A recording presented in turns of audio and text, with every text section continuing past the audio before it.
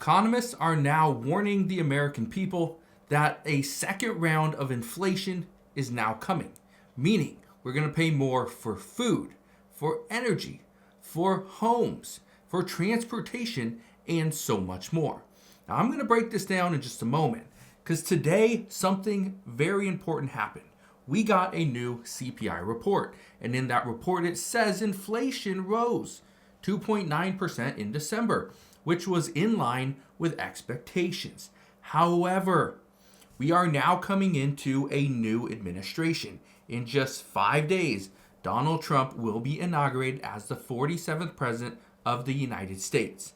And one of the first things that he has vowed to do is impose tariffs on other countries. These countries include China, Canada, and even Mexico. Now I'm going to break this down, explain why this is such a big deal and what this means for you and I moving forward. But before I do, all I ask is one thing. Takes 2 seconds. Go ahead, hit that like button if you enjoy these daily updates. And now let's begin.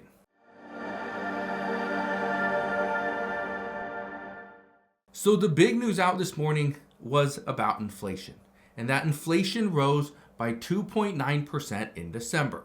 Now, here's where things are getting a little bit interesting. Look at this. It says inflation remains stubbornly high for many Americans. Could it get worse under Trump?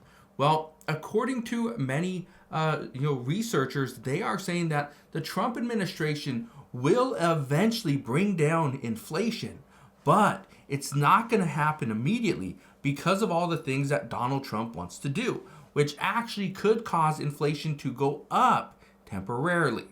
But over the long term, this would be good for the United States and bring inflation down.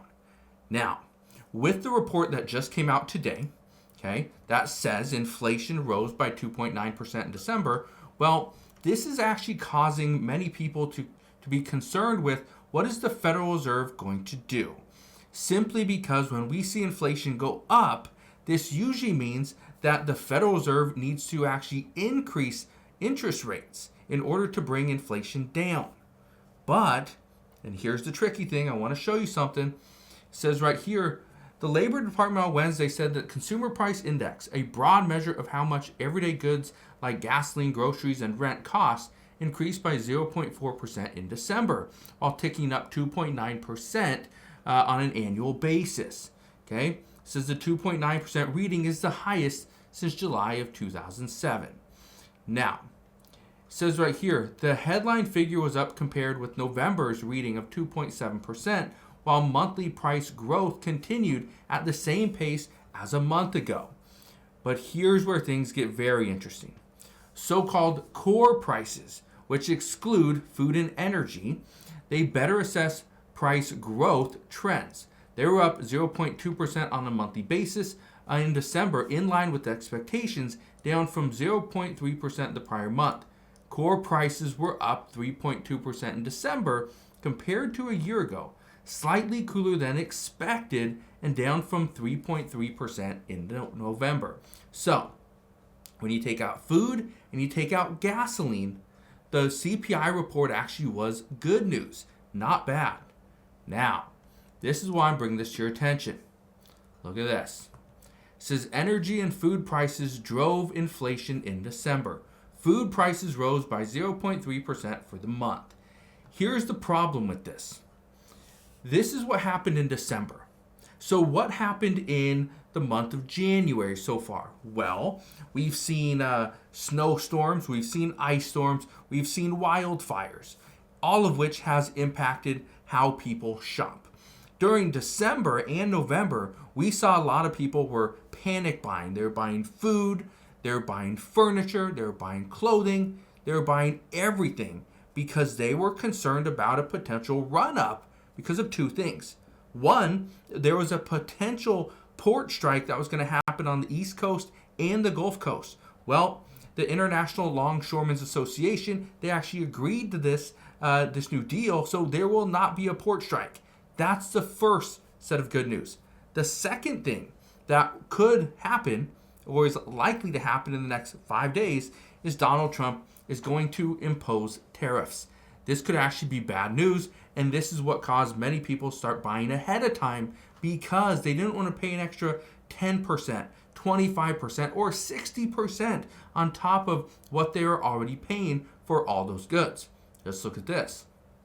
According to an article from Bloomberg, it says Canada readies tariffs on $105 billion of U.S. products if Trump hits first. Just the other day, I was talking to a friend of mine who's a mechanic. He was saying that he has received so many jobs, so many different work orders to do on certain vehicles simply because people are concerned that if the United States imposes a tariff in the next 5 days on Monday, January 20th, that many of these people aren't going to want to pay a little bit extra just because they waited 1 or 2 weeks to get their jobs done or their cars fixed. So again, interesting. Now, here's the reason why I'm bringing this all to your attention. According to multiple economists, they are now predicting inflation is going to continue upward. Here's why. Number one, due to the coming tariffs, we are going to see tariffs. To what extent? Don't know. We're going to find that out very soon. And I want to read a little bit of this to you. It says, Canada has drawn up an initial list of $105 billion, which is actually 105 US dollars, of US manufactured items that it would hit with tariffs if President-elect Donald Trump decides to levy tariffs against Canadian goods, according to an official familiar with the matter. It says the list is a draft and would come into play only if the Trump administration moves first, the person said, speaking on conditions on condition they not be identified discussing the plans. More tariffs from Canada might be added later. Again, keep in mind, if the United States imposes tariffs, Canada is going to impose tariffs on the U.S. as well. So again, both countries could potentially lose here. But here's the big thing.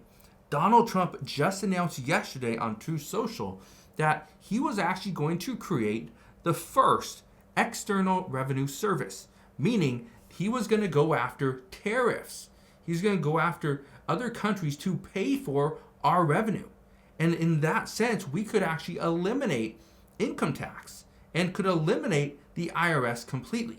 Keep in mind, Donald Trump and Republicans have not been too keen on the IRS over the past few years, even going as far as actually pulling, believe 20 or $30 billion back from the IRS that was previously passed under Democrats' majority. So right now, there's a lot of discussions that we are about to see inflation go up because of tariffs.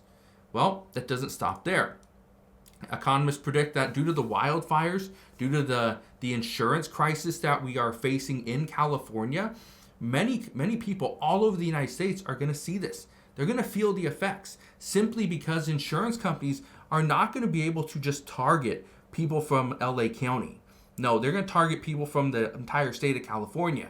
And when the entire state of California feels the effects of insurance prices for homeowners insurance, car insurance, renters insurance, everything going up, guess what?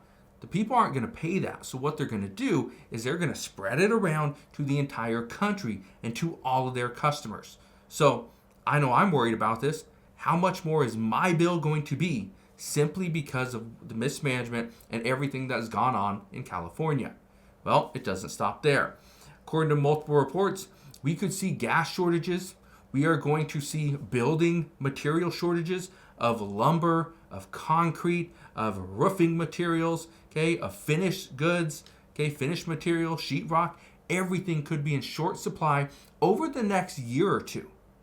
Experts don't know exactly when the rebuilding process will begin because, again, we're in the state of California here, which means that if the state of California wants to do some new policy or, again, getting through all the red tape and all the permits, well, it could take another 8 to 10 months just to get the permits to even start building. But before you do that, you still have to go and clean up all the debris, all the rubble. Okay? And in California, you can't just throw everything in the garbage and call it good. No. For older homes, they're going to have to be tested.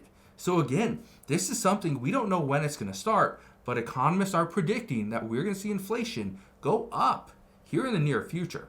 So, with that said, what does this mean for you and I? Well, here's the problem. if we are going to build something out of wood, out of concrete, using roofing material and sheetrock, according to experts, they say now's the time to get on it before prices start to shoot up. Now, prices will probably not shoot up over the next few months. We'll probably see it start to gradually increase over the next year. So you got a little bit of time there.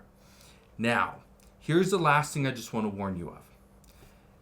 We are going to see the Trump administration come out and they're going to sign some massive amount of executive orders. According to reports, there's going to be over 100 executive orders signed on day one of Donald Trump being in office. That's this coming Monday. I don't know exactly what those are going to look like, but here's the one thing I can promise you. I'm going to look into it. I will make sure that as we get these reports of these executive orders that he's going to sign, I promise I'm going to look into it, figure out how this is going to impact all of us, and let you know right here on this channel.